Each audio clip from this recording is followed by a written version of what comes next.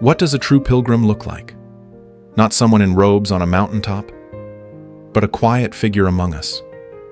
Someone who walks lightly on the earth, whose eyes reflect something far beyond it. Abraham was that kind of man.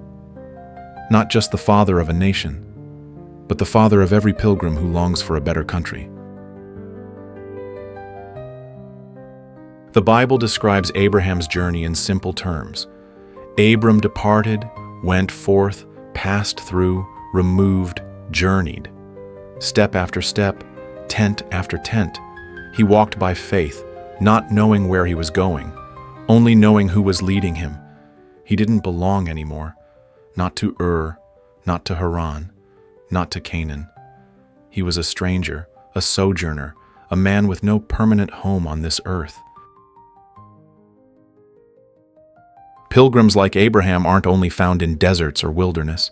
They walk among us, in homes, cities, schools, offices. What sets them apart? Their hands hold things loosely. Their hearts beat in rhythm with eternity. Their eyes sometimes carry that far-off look, as if they see something beyond what's visible. They don't need applause. They don't crave possessions. They don't cling to comfort. They're just passing through. Abraham lived in a tent for 100 years, a man with promises from God, yet he never built a house. Why? Because he was looking for a city with foundations, whose builder and maker is God. The tent was more than fabric.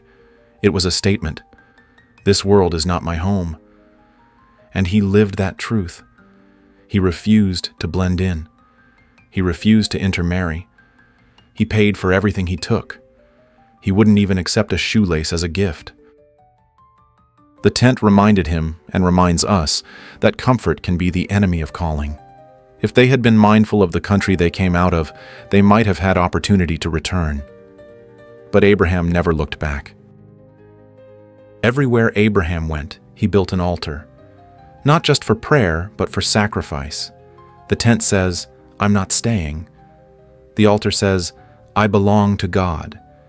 This was no private ritual. His whole household gathered. Worship wasn't hidden. It shaped his family, his people, his legacy. Can you imagine if every place we lived had an altar built into its foundation?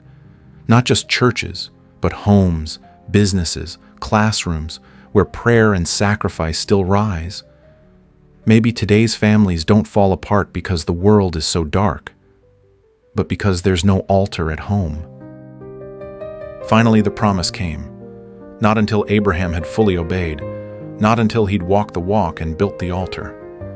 Then God said, "Unto thy seed will I give this land." And yet, the land was already full. Powerful kings, walled cities, established nations. Abraham had nothing. No army, no son, no leverage, but he had God's word.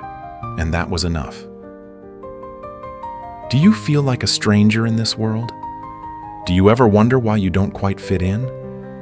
Maybe that's a sign, not of failure, but of pilgrimage.